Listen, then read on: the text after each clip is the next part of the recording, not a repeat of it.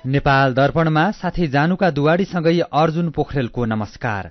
नेपाल दर्पण उज्यालो radio network काठमाडौँमा 90 मेगाहर्जसँगै देशभरि विभिन्न एफएम स्टेशनहरूबाट तथा मोबाइल एप्लिकेशन र अनलाइनबाट संसारभर एक साथ प्रसारण भइरहेको छ।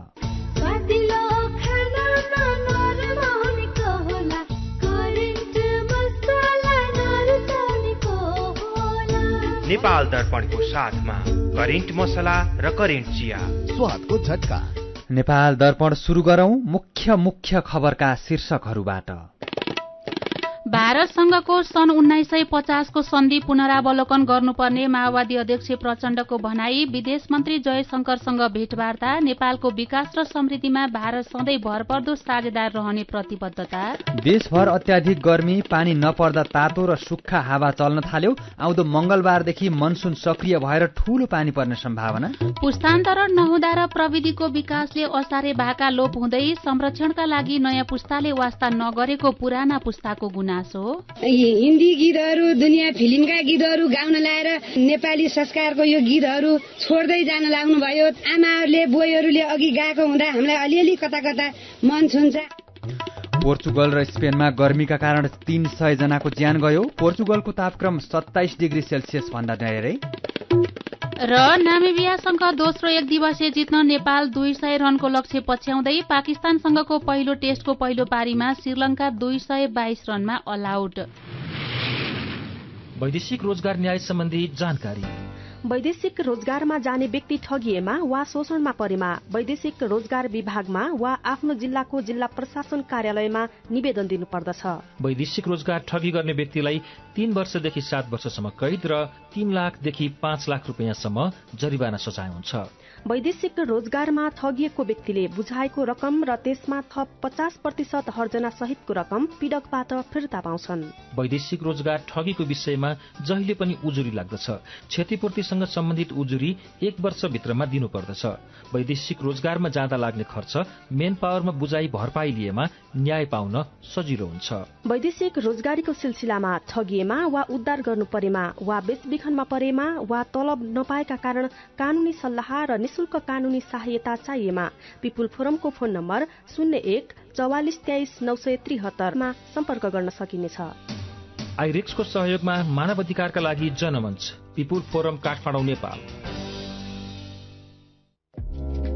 एचआईभी का बारेमा खुलेर कुरा गरौं।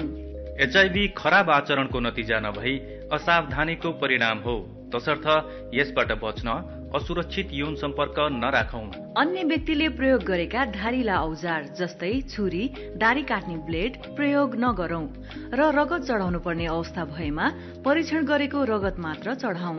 संक्रमित भइसकेकालाई समयमै उपचारमा लगौं र अकालमै हुन सक्ने मृत्युबाट जोगाउँ। समयमै उपचार गर्नाले संक्रमित गर्भवती महिलाले पनि स्वस्थ बच्चा जन्माउन सक्छिन्। Nepal youth foundation, 12+ Lumbini plus र मकवानपुर महिला समूह। उज्यालो रेडियो नेटवर्कबाट प्रसारण भइरहेको नेपाल दर्पणमा अब सुनौ पूरा खबर। नेकपा माओवादी केन्द्रका अध्यक्ष एवं पूर्व प्रधानमन्त्री पुष्पकमल दाहाल प्रचण्डले नेपाल र भारत बीच भएको सन् 1950 को सन्धि पुनरावलोकन गर्नुपर्ने बताउनु भएको छ। भारत भ्रमणमा रहनुभएका अध्यक्ष प्रचण्डले foundation for public awareness and पोलिसीले आज नयाँ दिल्लीमा गरेको एक कार्यक्रममा कूटनीतिक संवाद मार्फत दुई देश बीचमा देखिएका समस्याहरू समाधान गरेर जान पनि सन्धिको पुनरावलोकन गर्न ढिलाइ गर्न नहुने बताउनु भएको हो। उहाँले नेपाल भारत प्रबुद्ध समूह ईपीजीले तयार पारेको प्रतिवेदनलाई दुई देश बीचको सम्बन्धमा अझ प्रगाढ बनाउने गरी ग्रहण गरेर अघि बढ्नुपर्ने पनि स्पष्ट पार्नुभयो। अध्यक्ष प्रचण्डले नेपाल र भारत बीचको सम्बन्ध परापूर्व कालदेखि नै प्रगाढ रहेको उल्लेख गर्दै त्यसमा कुनै समस्या आए कूटनीतिक संवादको माध्यमबाट समाधान गर्दै अघि बढ्न सकिने बताउनुभयो। भारत भ्रमणमा रहनुभएका प्रचण्डले आजै भारतीय विदेश मन्त्री एस जयशंकरसँग भेटवार्ता गर्नुभएको छ। नयाँ दिल्लीमा भएको भेटवार्तामा दुई देशको सम्बन्धका विविध विषयमा छलफल भएको छ।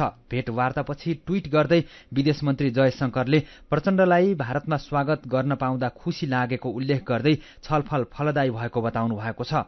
उहाँले आर्थिक सहकार्यमा केन्द्रित भएर छलफल भएको पनि जानकारी दिनुभयो। छिमेकी पहिलो नीतिलाई प्रतिबिम्बित गर्दै नेपालको विकास र समृद्धिको चाहनामा भारत सदैव भरपर्दो साझेदार रहने पनि भारतीय विदेश मन्त्री एस जयशंकरले उल्लेख गर्नुभएको छ। आजै नयाँ दिल्लीमा रहेको नेपाली दूतावासमा राजपथमा भएको पत्रकार सम्मेलनमा प्रचण्डले नेपाल र भारत बीचको सम्बन्धलाई थप सुदृढ बनाउनको लागि आफूले भ्रमण गरेको बताउनुभयो। उहाँले झण्डै 3 महिना पहिले नै कार्यक्रम तय भइसकेकोले यो भ्रमण आकस्मिक नभएको दोहोर्याउनुभयो।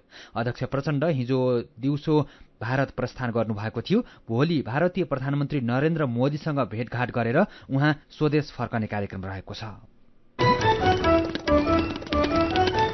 नेकपा एमालेका अध्यक्ष केपी शर्मा ओलीले कांग्रेस नेतृत्वको सरकार छाडेर एकताका लागि आउन वामपन्थी राजनीतिक दलहरूलाई आग्रह गर्नुभएको छ।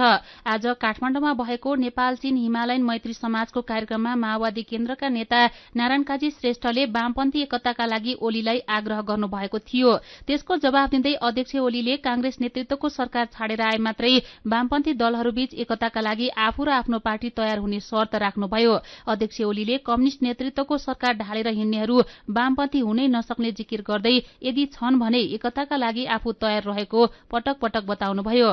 कार्यक्रममा माओवादी नेता नारायण काजी श्रेष्ठले सबै वामपन्थी नेताहरूले कमी कमजोरीलाई आत्मसमीक्षा गर्दै तालमेलको बाटोमा अघि बढ्नुपर्ने बताउनुभयो। यस्तै जनता समाजवादी पार्टी नेपालका अध्यक्ष उपेन्द्र यादवले केपी ओली नेतृत्वको अघिल्लो सरकारलाई हटाउने काममा विदेशीको साथ रहेको बताउनु भएको छ।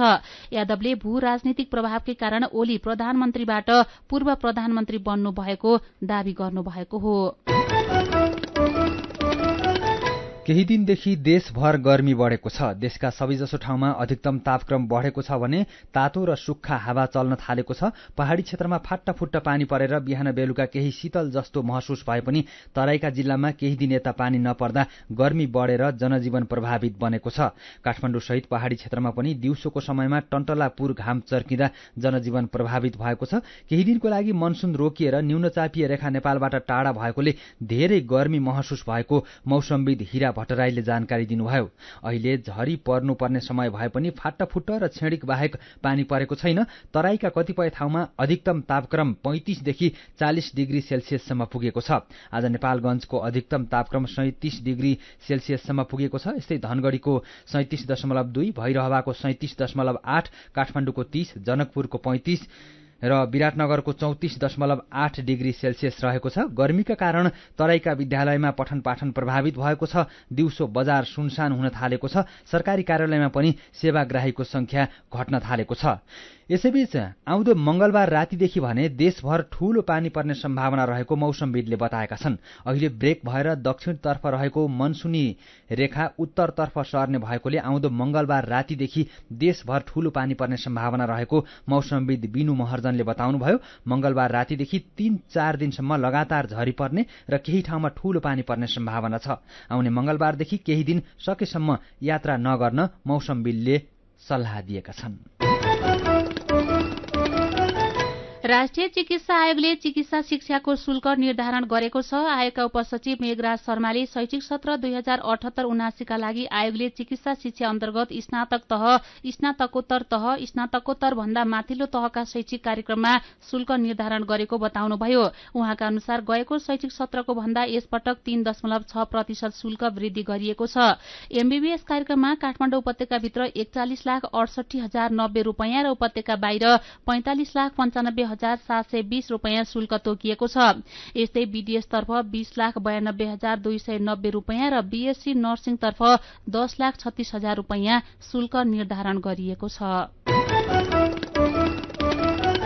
सीधा कुरा प्रष्ट विचार यो हो उज्यालो रेडियो नेटवर्क काठमाडौँमा 90 मेगाहर्ज, नेपाल दर्पणमा मेरो पनि भन्नु छ सँगै खबरको सिलसिला बाँकी नै छ, सुन्दै गर्नुहोला।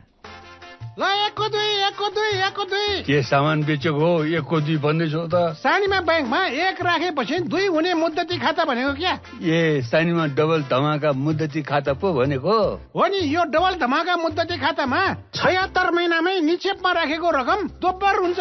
अनि 1-2 भएन त? अनि बीचमा पैसा चाहियो भने के गर्ने थाहा छ त? किन थाहा नहुनु, आफूलाई चाहिएको बेलामा निक्षेपको 90% सम्म कर्जा लिन पाइन्छ। साथै निशुल्क क्रेडिट कार्ड पनि लिन सकिन्छ। ओहो, यो त सबैलाई सुनाउनु पर्ने कुरा पो हो त। म पनि विदेशमा कम ब्याज दरमा निक्षेप राख्ने छोरीलाई आजै सानीमा डबल धमाकामा पैसा राखी यो मौका नगुमाउनु भनिहाल्छु ल। अनि दाइ छर छिमेकीहरू चाहिँ यो मौकाबाट छुट्लान् नि? त्यो त म भनिहाल्छु नि।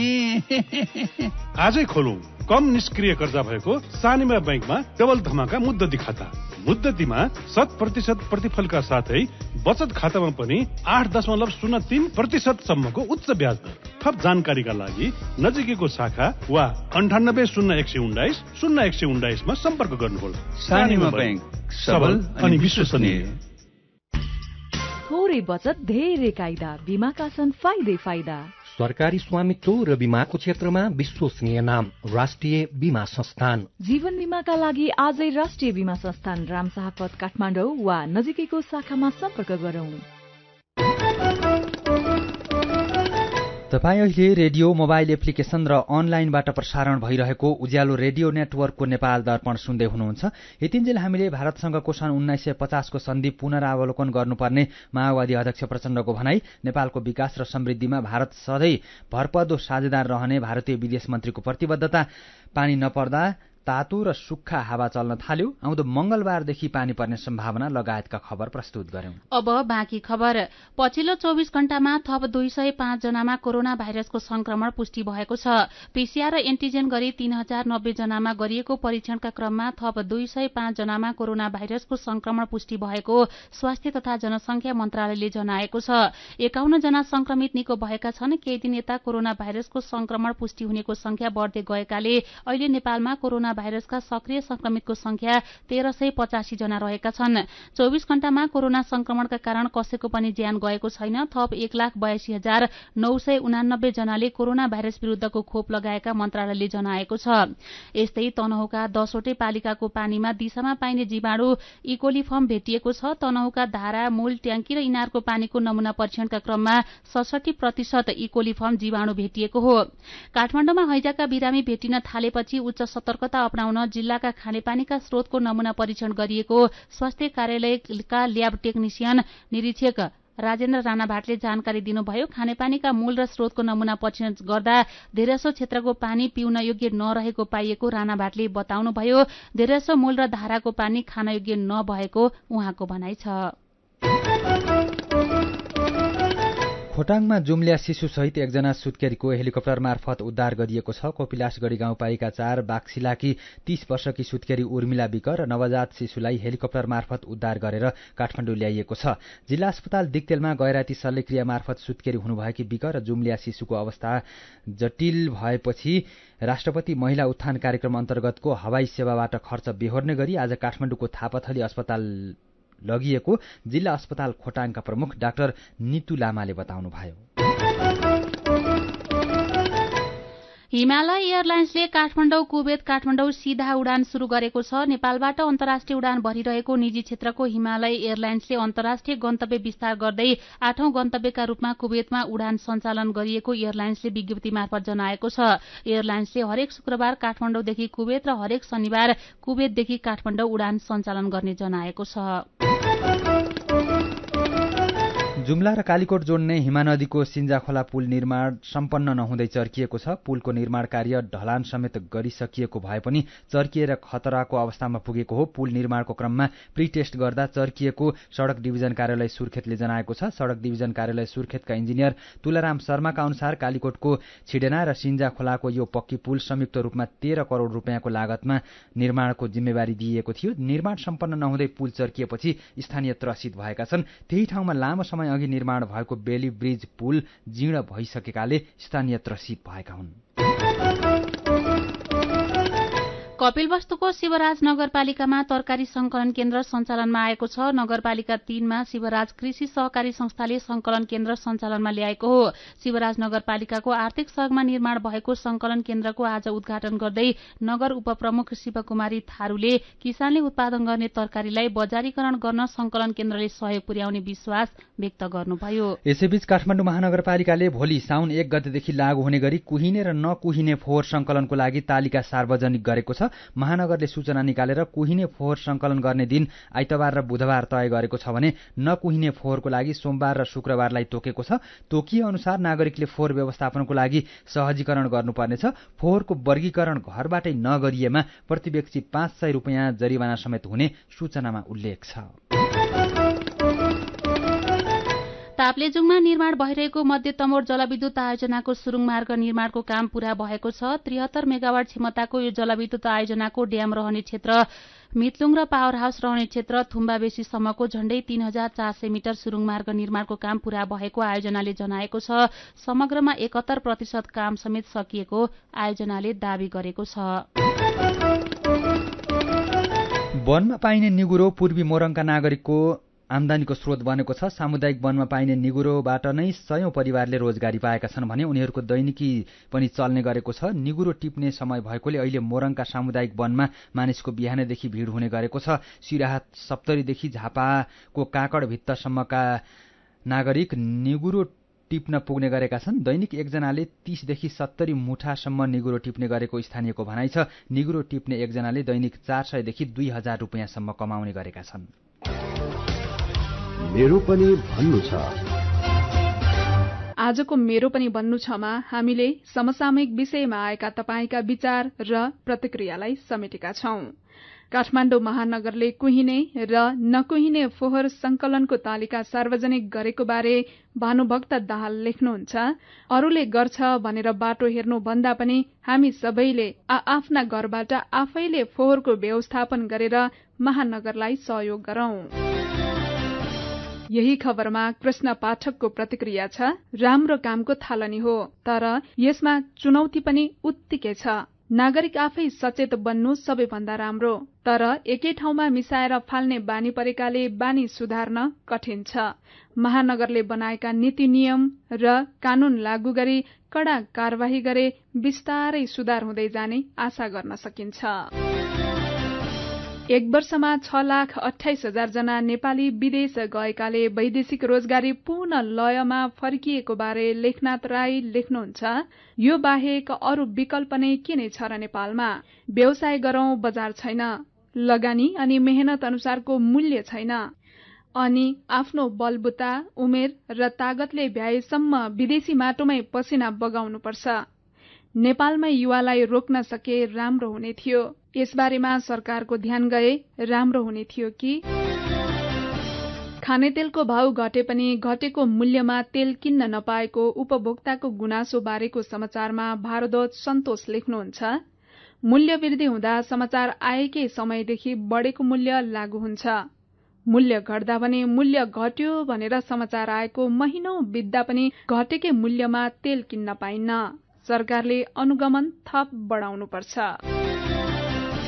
अनि यसै खबरमा फेसबुकमा माधव नाम राखेका साथी गुनासो गर्नुहुन्छ, बढेको मूल्यले सर्वसाधारणको दैनिकीमा प्रभाव पारे पनि घटेको मूल्य समाचारमा पढ्न र सुन्न बाहेक दैनिक जीवनमा कहिल्यै अनुभव गर्न पाइएन। यो भन्दा धेरै केही गुनासो छैन मेरो।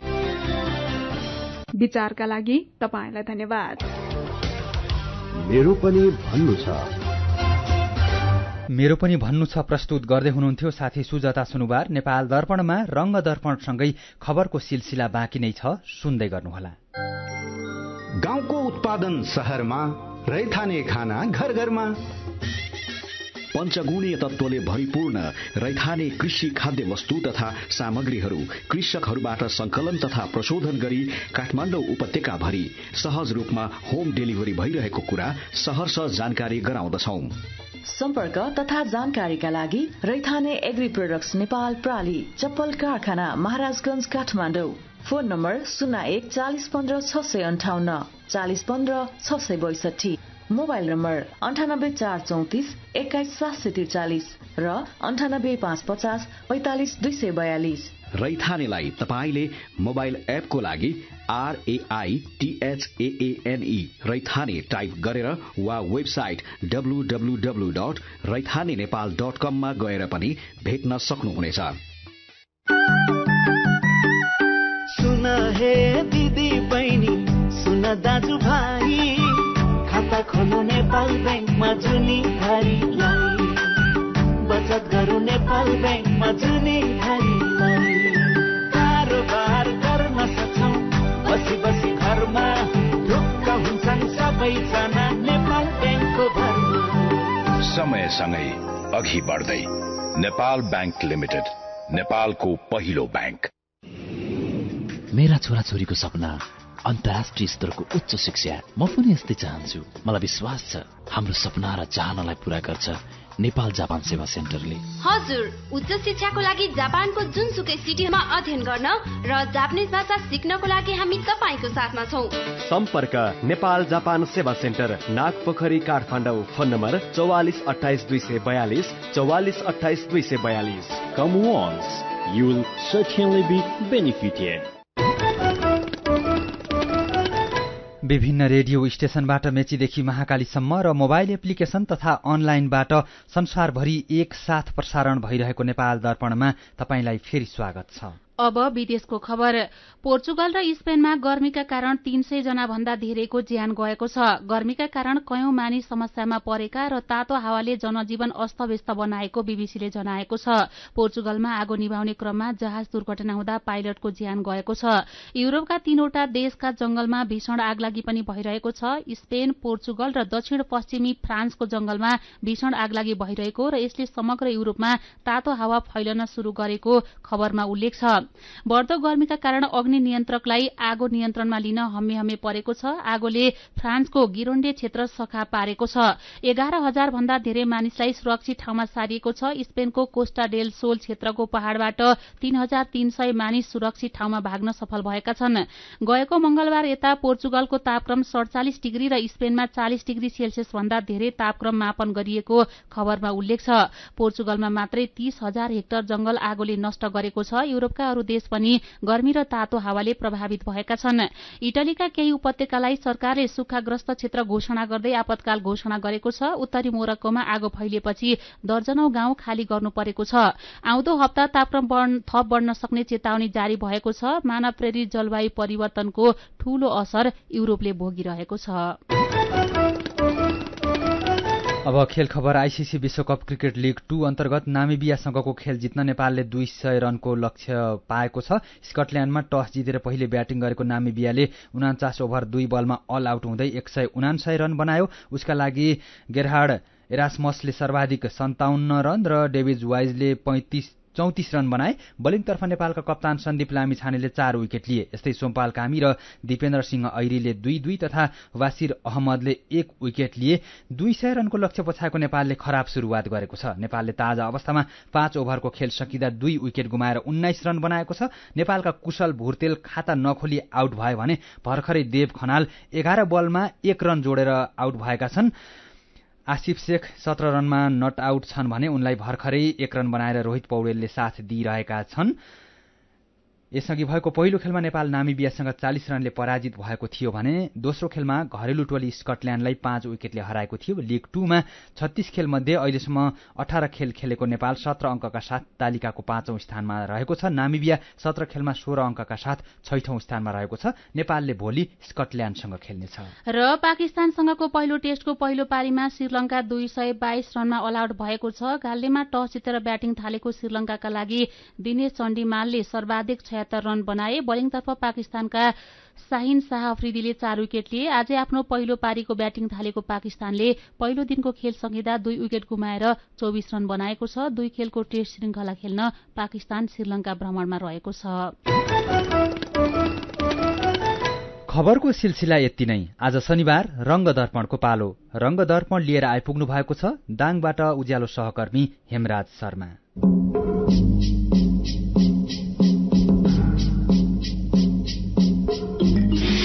आजको रंग दर्पण हराउँदै गएका असारे भाकामा केन्द्रित छ। असारैमा छ जोतेको हलो खैलायो फालीमा किमली आउला जितीका टोक्ला नबसालीमा। आज असार महिनाको अन्तिम दिन, तर जेठदेखि साउनसम्म जहिले धान रोप्दा पनि असारे भाकालाई सम्झने गरिन्छ।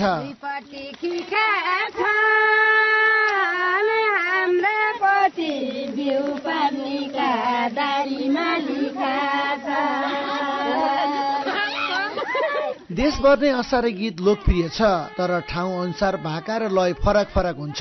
लोकगीतमा विद्यावारिधि गर्नुभएका लोक गायक डाक्टर गोविन्द आचार्य। विषयवस्तुका दृष्टिले विषयवस्तु विविधता छ, यसमा चाहिँ एउटै विषयवस्तु छैन। प्रेमहरू पनि कतै छ, कतै प्रकृतिको बयान छ, वर्षा ऋतुको वा प्रकृतिका विविध स्वरूपका वर्णनहरू हामी पाउँछौँ भने कुनैमा अन्य दुःख सुखको कुरा, नारी पीडाका कुरा, सामाजिक उत्पीडनका कुरा वा चाहिँ नारीहरूले पाएका पारिवारिक पीडाका कुरा त्यस्ता विषयहरू हामी पाउँछौँ। अहिले धेरै खेत घडेरी भए, रोपाइँलाई चाहिने हली र गोरुको ठाउँमा जोत्ने ट्रेक्टर आए, धान रोप्ने रोपाराको काम मेसिनले गर्न लाग्यो। तर कतिपय गाउँ बस्तीमा अझै पनि हलो, हलगोरु, हली, रोपारा र बाउँसीबाट खेत रोपाइ हुन्छ। अनि सबै मिलेर हिलो छ्याप्दै भाका मिलाएर असारे गीत गाउँछन् पनि।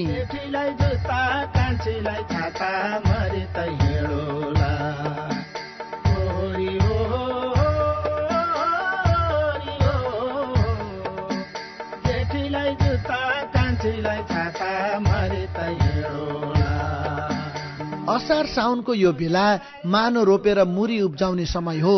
किसानले रोपाइँलाई एउटा उत्सवको रूपमा लिन्छन्। प्रविधिमा आएको परिवर्तनसँगै कृषि कर्ममा छिटो छरितो काम हुनु राम्रो हो। तर प्रविधिको विकास र पुस्तान्तरणका कारण असारे भाका हराउँदै गएका हुन् भन्ने लागेको छ बुढापाकालाई। तुलसीपुर उपमहानगरपालिका वडा नम्बर 3 की केशरी भूषाल। आजभोलि त सर अब यस्तै हो, ऊ आयो एकदम टिभीमा मोबाइलमा यिनी नयाँ नयाँ डिजाइन पप गीतहरू, हिन्दी गीतहरू, दुनियाँ फिल्मका गीतहरू गाउन लाएर हाम्रो एकदम नेपाली संस्कारको यो गीतहरू छोड्दै जान लाग्नु भयो। तैपनि हाम्रा आमाहरूले बुवाहरूले अघि गएको हुँदा हामीलाई अलिअलि कता कता मन छुन्छ। ठाउँ र समुदाय अनुसार फरक फरक लयमा गाइने भए पनि असारे भाकाले किसानको मर्म बोक्ने गरेको छ। असारे भाका धान रोप्ने बेला मात्र होइन, वनपात जाँदा समेत गाइन्छ। यसका विषयवस्तुमा पनि विविधता छ। असारे भाकामा खेत, मेलापात, देवी देवता, किसान र उत्पादनलाई जोड्ने गरिन्छ।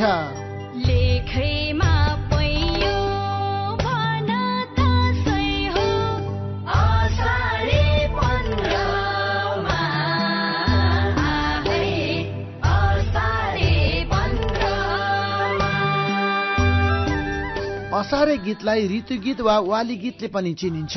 उत्पादन कर्ममा लाग्ने मानिस घट्दै जानु, कृषि पद्धतिमा आएको विकाससँगै सामाजिक सद्भाव जगाउने संस्कृतिहरू लोप हुँदै जानु दुःखको विषय हो।